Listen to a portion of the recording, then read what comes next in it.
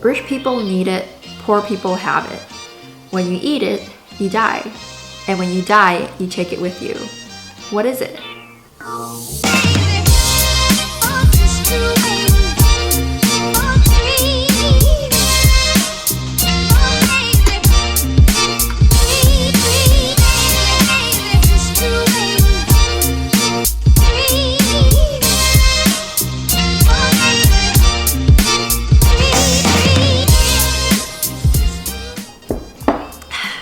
About a year and a half ago, I graduated from college and started working my full-time job. Ever since then, I realized that money has occupied a lot more of my mental space. It's a full-time job and it's extremely time-consuming, and it's not as easy as it may appear to some people. In college, I didn't really have to think that much about money since I was on pretty heavy financial aid at Harvard, and I could talk a little bit more about the amazing financial aid program there. But basically, I didn't have to really think about room, board, or meals because financial aid covered everything. So I was kind of living in this world where I really didn't have to exchange any money in my day-to-day life. So really, that wasn't a concern of mine until I graduated from college and started working a full-time job. I guess the old saying, mo money, mo problems, is really true because ever since I started earning my own income, I realized that I've been having more anxieties around money than ever before. So during quarantine, I spent a lot of time online learning personal finance, and a large majority of that education came from watching financial YouTubers such as Graham Stephan and Rose Hahn, and they've been able to break down really complex concepts into really simplified terms, and I've really enjoyed being able to learn that way. With that new financial literacy, I started making my own investments, and then over time I've begun checking my portfolio several times per week, turning into a few times a day, and it just spiraled into this really unhealthy mindset. Back to the computer. Oh my gosh, I'm such a nerd. Let's see if I got any new comments. I think part of that drive to just check my portfolio so much was compounded by a movement that I found called the FIRE movement. For those of you guys who don't know, FIRE stands for Financial Independence, Retire Early. According to Investopedia, FIRE is a movement of people devoted to a program of extreme savings and investment that aims to allow them to retire far earlier than traditional budgets and retirement plans would permit. It is defined by frugality and extreme savings and investment. Now, there is nothing fundamentally wrong about the FIRE movement.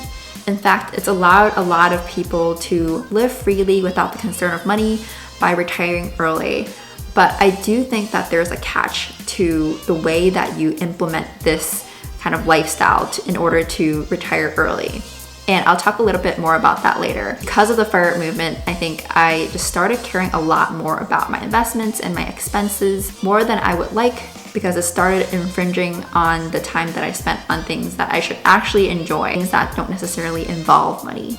At the same time, I've also begun to feel increasingly anxious and guilty about spending money on things that I don't necessarily need, but things that I want, just using my disposable income. And for some examples of things that I purchased recently that I splurged on, check out my latest unboxing video. But the thing is, every time I spend that disposable income, I feel increasingly guilty about spending it, which leads into this positive feedback loop of trying to earn more money, but then feeling guilty about spending it, which has led me to question my purpose of earning money. Why am I trying to earn so much money and keep it without actually spending it? What is the purpose of money if I'm not using it? So these are the types of questions that have been taking up so much of my mental space. And recently I came across an article on this blog called More to That I'll link below, that really changed my perception of money. And it's this article called The Nothingness of Money. And I wanted to share the mind-blowing things that I've learned from that article with you guys. Okay, so I asked you guys a riddle at the beginning of this video, so I'm curious to what your initial guesses were, so comment them down below, but I'm going to reveal the answer now. The answer to the riddle is nothing. If you just insert nothing into every part of that riddle, it actually fits perfectly. So So rich people need nothing. Poor people have nothing. When you eat nothing, you die. And when you die, you take nothing with you. It works for every single part of this riddle, and I never could have figured it out. So for those of you guys who have figured it out, kudos to you. Now, the ultimate paradox that this riddle points out is that we need to pursue money in order to live, but once we die, that money is meaningless. So are we really just wasting the majority of our lives trying to accumulate money when we're never going to be able to enjoy the full extent of it? I just want to caveat that this might be a pretty privileged thing to think about. Of course, money is necessary to buy the basic material goods needed to survive, to put food on the table, clothes on your back, shelter, things like that. But over a certain threshold, there's actually diminishing returns to money. And I don't only mean a threshold in terms of how much money you make, but also the threshold in terms of how much pursuing money takes up your mental space day to day that has too high of an opportunity cost, where you could be spending that mental space doing things you enjoy, spending time with family and friends, and other things that generally better your quality of life. There's many studies done about the correlation between happiness and income. I will link some of the studies below, but even outside of how much money you make, I don't think there's been a lot of definitive studies about how much time you spend thinking about money. And I think that's a very personal decision in terms of the trade-offs between time spent on thinking about money and your quality of life. So I think this article is a really good personal exercise in reflecting on how much mental space money currently takes up in your life, and then consequently, how much do you want it to play a role in your life in the future? Let's take a look. I'm going to illustrate the average person's thoughts about money over time through a graph.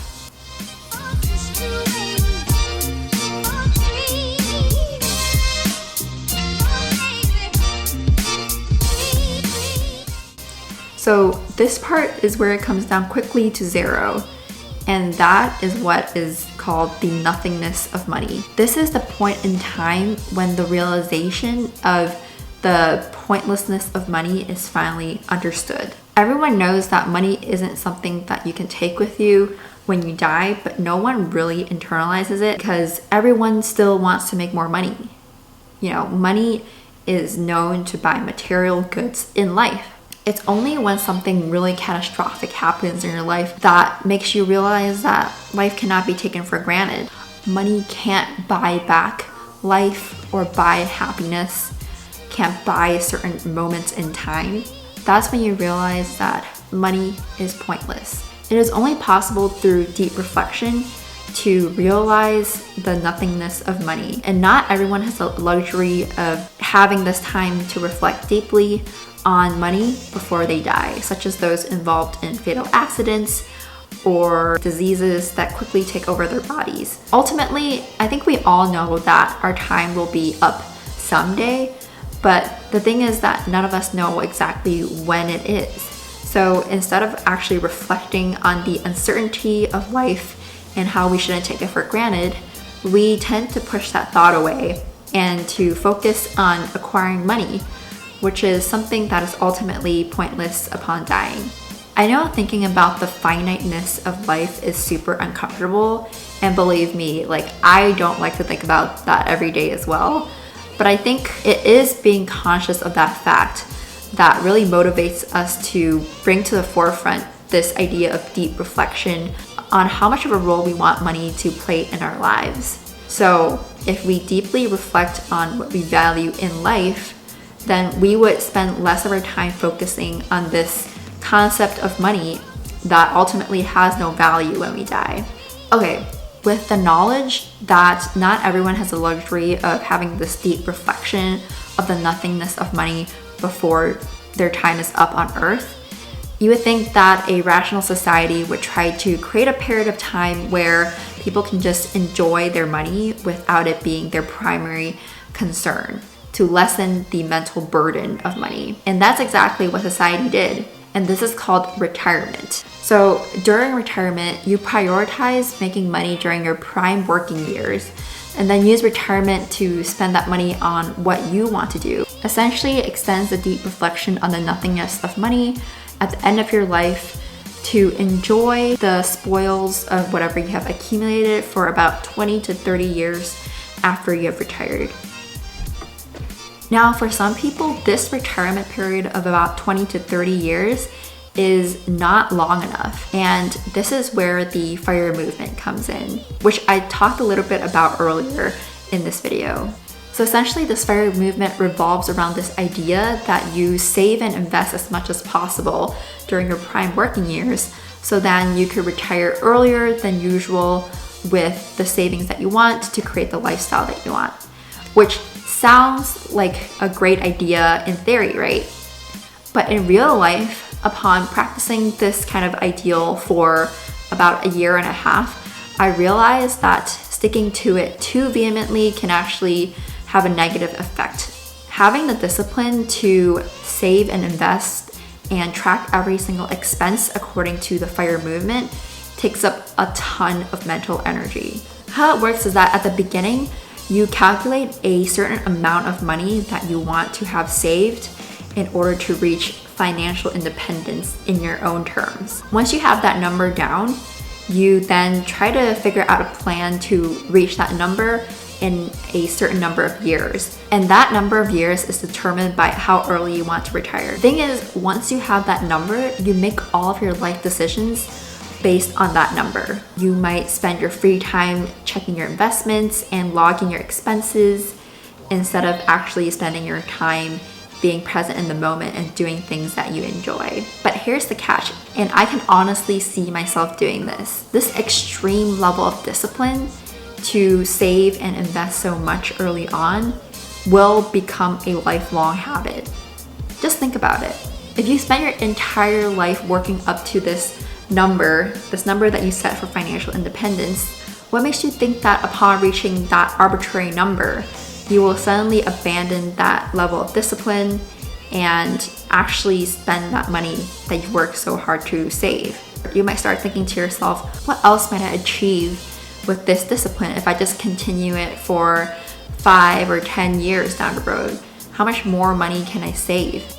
So what can we do here to decrease the steepness of that curve before we run out of time to actually process the nothingness of money? I think the solution is to constantly practice deep reflection on the insignificance of money. Remind yourself that you're not remembered for how much money you have, but the impact that you've made on other people. Now, I'm not saying that you shouldn't learn any personal finance, because I do think that financial literacy will help keep money off of your mind, to have money work for you. In fact, I'm a heavy proponent of learning personal finance, especially early on in your career, to really understand what money can do for you and to take control of money. If you guys are interested, I might even make more videos about personal finance and things that I've learned from my early stages of working in my career.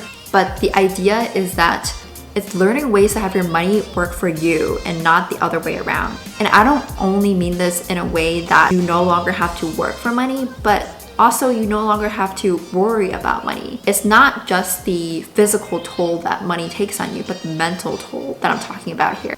The lower the reflection state, the less steep and the sudden the fall to zero will be upon death, leaving no regrets about what you dedicate your attention towards in your life. Reflecting more will lower this curve. With these constant reflections on the nothingness of money, we are freed from the shackles and the burdens of money and remember what really matters to us. Now, this is personal to everyone, but some examples might be experiencing the wonders of the world instead of slaving away at your computer at work during all your waking hours. This might mean choosing more meaningful jobs over more lucrative ones. This might mean generously giving away our money to those who are more in need of it. Or this might mean just being more present with your friends and family. Now, this is something that I am still personally working on, so I am happy to bring you guys along with me on this journey of reflecting on money. And I invite you guys to also start on your own personal journeys to reflect on what money means to you, how much time you've been spending on thinking about money, and going forward, what place do you want money to play in your life? I hope that this video has been thought-provoking and inspires you to reflect more on your money journey. And if you guys want more personal finance videos, please comment that down below. And with that, I'll see you guys in my next video.